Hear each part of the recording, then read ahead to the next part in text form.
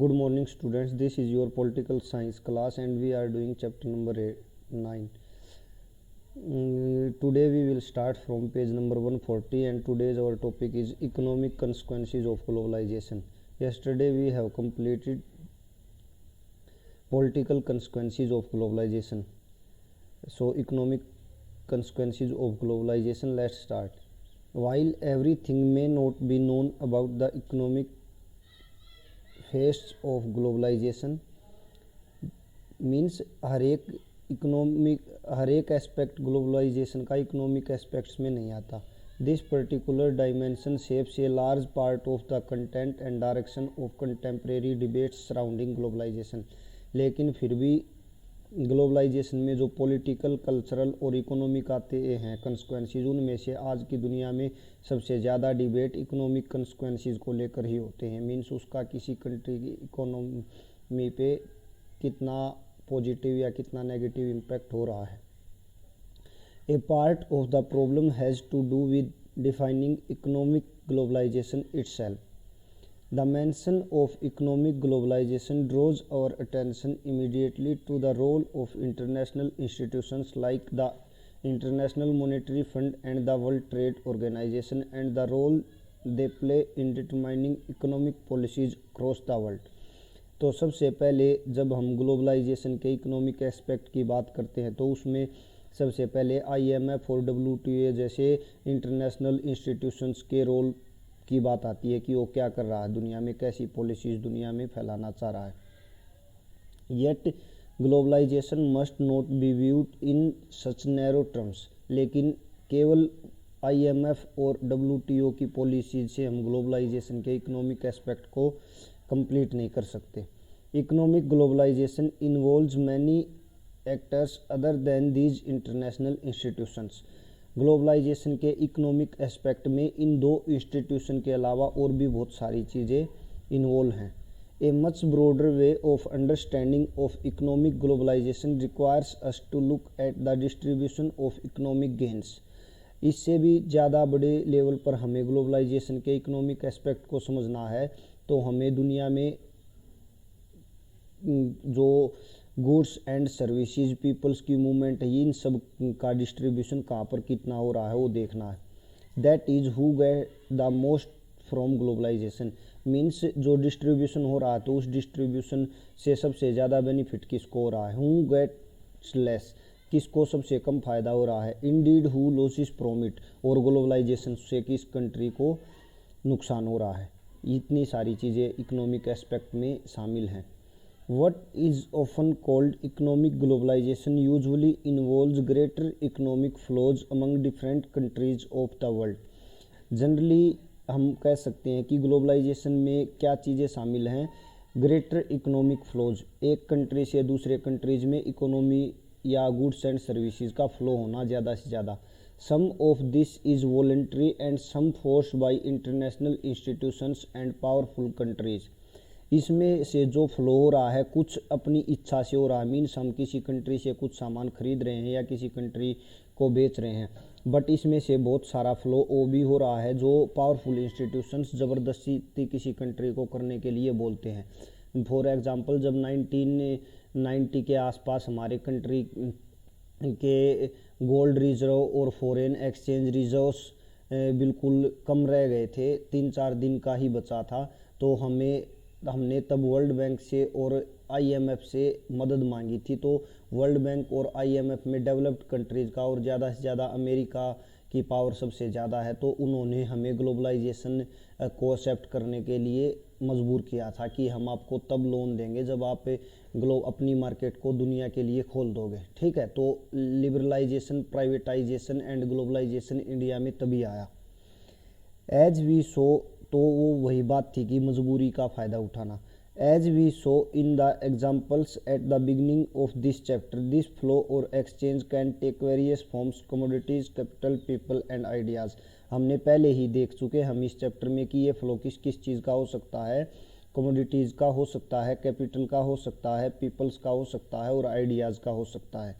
Globalisation has involved greater trade in commodities across the globe. Globalisation में बड़े level पर trade की जो एक कंट्री से दूसरे कंट्री में जाने की ट्रेडिशन है वो शामिल है। The restriction imposed by different countries on allowing the imports of other countries have been reduced. जो एक कंट्री दूसरे कंट्री से सामान लेने पर रेस्ट्रिक्शन लगा सकता है या टैक्स ज़्यादा लगा सकता है, टैरिफ ज़्यादा, ट्रेड एंड टैरिफ के रूल्स को ज़्यादा कॉम्प्लेक्स कर सकता है, तो वो सब इसमें क्या हो जाते हैं, ग्लोबलाइजेशन की पॉलिसी में रिड्यूस हो जाते हैं, मीन्स कम करना पड़ता है उनको। Similarly the restriction on movement of capital across countries have also been reduced. Globalisation की पॉलिसी में कैपिटल मीन्स पूंजी का फ्लो भी एक कंट्री से दूसरे कंट्री में होता है, तो उस पर भी रेस्ट्रिक्शंस कम करने पड़ते हैं। In operational terms it means that investors in the rich countries can invest their money in countries other than their own, including developing countries where they might get better returns। Operational terms में actually में होता क्या है, एक investor जो अमीर देश का है वो एक विकासशील देश में, डेवलप कंट्री का है, विकसित देश का है, तो वो विकासशील कंट्री में अपने पैसे लगा सकता है, क्योंकि विकासशील कंट्री में उसके पैसे के रिटर्न आने की मीन्स उसको ज़्यादा से ज़्यादा बेनिफिट होने की पॉसिबिलिटी ज़्यादा होती हैं। Globalisation has also led to the flow of ideas across national boundaries. जब ग्लोबलाइजेशन में आपको पता है, जब पीपल्स की, कमोडिटीज़ की, कल्चर की एक कंट्री से दूसरे कंट्री में मूवमेंट होती है, तो ये सारी चीज़ें भी फ्लो करती हैं ग्लोबलाइजेशन में। आइडियाज़ भी एक देश के दूसरे देश में, दूसरे देश के उस देश में फ्लो होता है उनका। The spread of internet and computer related service is an example of that। जो इंटरनेट और कंप्यूटर आज पूरी दुनिया में लगभग फैल गया है, ये ग्लोबलाइजेशन का ही एक एग्जाम्पल है। But globalisation has not led to the same degree of increase in the movement of people across the globe.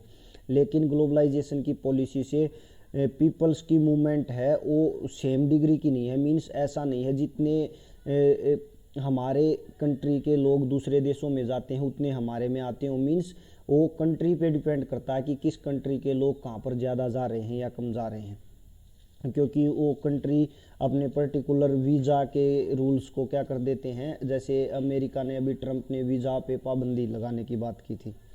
Developed countries have carefully guarded their borders with visa policies to ensure that citizens of other countries can not take away the jobs of their own citizens.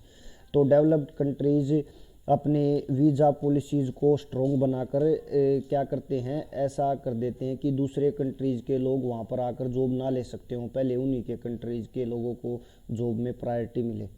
In thinking about the consequences of globalization, it is necessary to keep in mind that the same set of policies do not lead to the same results everywhere। तो जो globalisation से policies पूरी दुनिया पे same policies लागू होती हैं, उसके सेम रिजल्ट हर जगह नहीं होते, क्योंकि पॉलिसी उस कंट्री की सिचुएशन के अकॉर्डिंग होनी चाहिए। बट ग्लोबलाइजेशन एक कॉमन पॉलिसी देता है पूरी सभी कंट्रीज़ के लिए, तो उससे किसी को फ़ायदा हो सकता है, किसी को नुकसान हो सकता है। While globalisation has led to similar economic policies adopted by governments in different parts of the world. तो जबकि ग्लोबलाइजेशन कहता है कि दुनिया के सभी पार्ट्स में सेम पॉलिसी रहे, बट उस पॉलिसी से किसी को नेगेटिव इम्पैक्ट हो सकता है, किसी को positive. This has generated vastly different outcomes in different parts of the world. तो किसी को बेनिफिट या किसी को लॉस हो सकता है, तो इसकी आउटकम्स मीन्स इससे जो फ़ायदा नुकसान हो रहा है उसकी भी, उसमें भी डिफ्रेंशिएशन है, अलग अलग रेशियो है। It is again crucial to pay attention to specific context rather than make simple generalisations in this connection.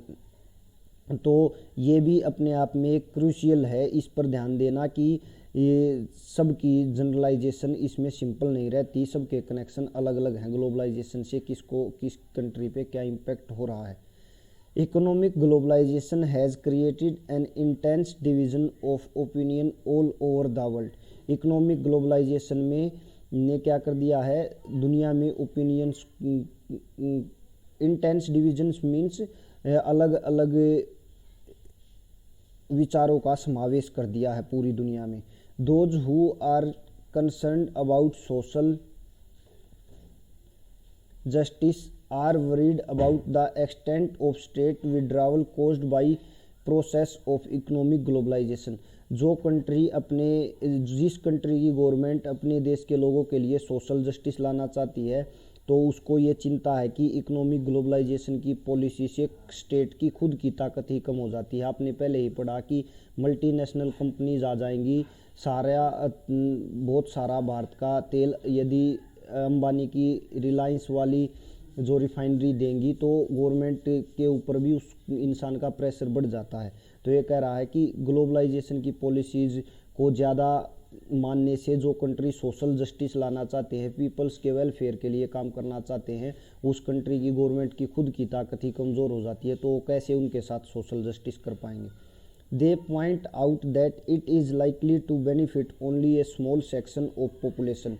तो ऐसे लोगों का या ऐसी कंट्री का मानना है कि इस ग्लोबलाइजेशन से उनके देश की कम जनसंख्या को ही फ़ायदा होता है। While empowering those who were dependent on the government for jobs and welfare, लेकिन उन लोगों को नुकसान होता है इस ग्लोबलाइजेशन की पॉलिसी से जो लोग सरकार के ऊपर डिपेंड है अपने कल्याण के लिए, अपनी नौकरियों के लिए, जैसे एजुकेशन के लिए, हेल्थ के लिए, सैनिटेशन के लिए। They have emphasized the need to ensure institutional safeguards or creating social safety nets to minimize the negative effects of globalization। तो ऐसे देश अपने इंस्टीट्यूशन को सेव करना चाहते हैं ताकि वो लोगों को सामाजिक सुरक्षा प्रोवाइड करवा सके और ग्लोबलाइजेशन के नेगेटिव इम्पैक्ट से उनको बचा सकें। Many movements all over the world feel that safety nets are insufficient और अनवर्केबल। अब दूसरी ओपिनियन के या दूसरी आइडियोलॉजी के जो लोग हैं वो मानते हैं, बहुत सारे लोग, कि जो आपकी सोशल सेफ्टी है वो केवल पर्याप्त नहीं है, ठीक है। इनसफिशिएंट मीन्स सफिशिएंट नहीं है, अनवर्केबल मीन्स वो केवल वही काम नहीं आएगी। They have called for a halt of forced economic globalization for its results. तो वो फोर्स करके इकोनॉमिक ग्लोबलाइजेशन का प्रेशर बनाते हैं सभी कंट्रीज़ पे। Led to economic ruin for the weaker countries. अब इससे जो वीकर कंट्रीज हैं, कमज़ोर देश हैं, उनको इस पॉलिसी के मानने से नुकसान होता है, specially for the poor with these countries. और जो गरीब देश है उनको ज़्यादा से ज़्यादा लॉस होता है। Some economists have described economic globalization as recolonization of the world. इसी वजह से कुछ इकोनॉमिस्ट जो ग्लोबलाइजेशन को क्रिटिसाइज करते हैं वो कहते हैं कि ग्लोबलाइजेशन एक रिकोलोनाइजेशन ही है। कोलोनाइजेशन में क्या हुआ था, एक कंट्री ने, मान लो यूनाइटेड किंगडम ने बहुत सारे दुनिया के देशों में अपने ट्रेडर्स भेजे, उन ट्रेडर्स ने वहाँ अपनी कंपनी एस्टेब्लिश की, धीरे धीरे उस कंपनी की पावर बढ़ती चली गई, तो वो कंपनी उस पर्टिकुलर कंट्री की इंटरनल अफेयर्स में इंटरफेयर करने लग गई, ठीक है। धीरे धीरे उन्होंने पूरी तरह से उस कंट्री को अपने कंट्रोल में कर लिया। जब कंट्रोल में कर लिया तो यहाँ के सारे रिसोर्सेज अपने ओन कंट्री में, खुद के देश में भेजने लगे, और वहाँ से जो मटेरियल बनता था, जो नई इंडस्ट्रीज़ वहाँ पर लगी, एक तो उन इंडस्ट्रीज़ को बहुत ज़्यादा रॉ मटेरियल मिला, दूसरा वहाँ से जो मैन्युफैक्चर्ड गुड्स बनी वो यहाँ पर आकर वो बेचने लगे। तो ये जो ट्रेड का जो पूरा सिस्टम था, इसमें सारा का सारा फ़ायदा उस कंट्री को हो रहा था जिसने कॉलोनी अपनी सेट की थी किसी पर्टिकुलर कंट्री में।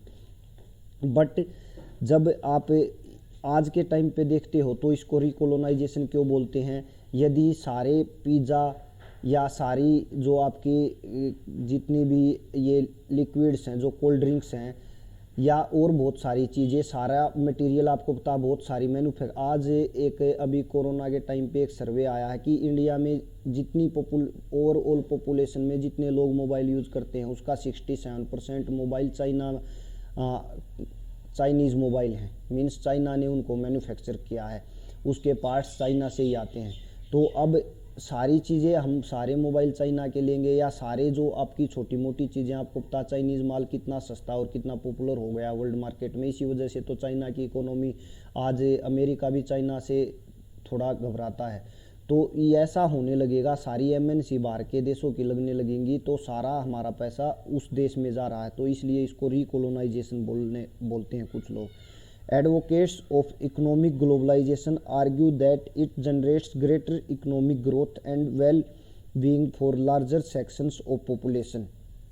तो ऐसे जो दूसरे लोग हैं जो ग्लोबलाइजेशन के फेवर में है, वो कहते हैं कि ग्लोबलाइजेशन से इकोनॉमिक ग्रोथ होगी और लोगों का ज़्यादा से ज़्यादा भला होगा और ज़्यादा से ज़्यादा पॉपुलेशन को इससे फ़ायदा होगा। Greater trade among countries allow each economy to do what it does best. दुनिया में ज़्यादा से ज़्यादा ट्रेड होगा सभी देशों में, तो सभी कंट्रीज़ के पास ऑप्शन होंगे कि वो अपने लिए बेस्ट से बेस्ट वे में ट्रेड करें। This would benefit the whole world, इससे पूरी दुनिया को फ़ायदा होगा। They also argue that economic globalisation is inevitable and it is not wise to resist the march of history.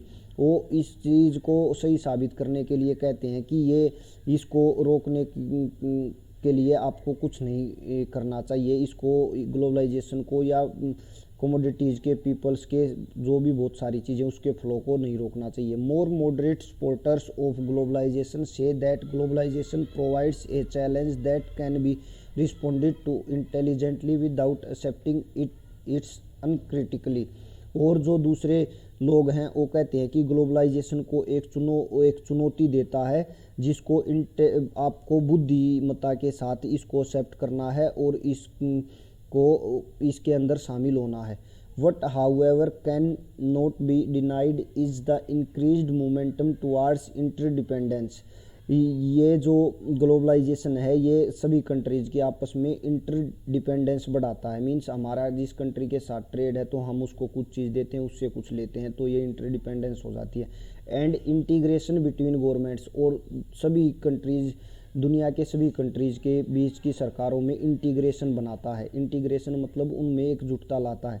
Business, दुनिया में सभी कंट्रीज़ में बिजनेस को इंटीग्रेट करता है। And ordinary people in different parts of the world as a result of globalisation, और लोगों को भी आपस में एक दूसरे से मिलाता है या इंटीग्रेट करवाता है। ये आज का आपका टॉपिक है, बहुत अच्छे से एक्सप्लेन हुआ है। शायद कोई डाउट हो तो आप पूछ लेना।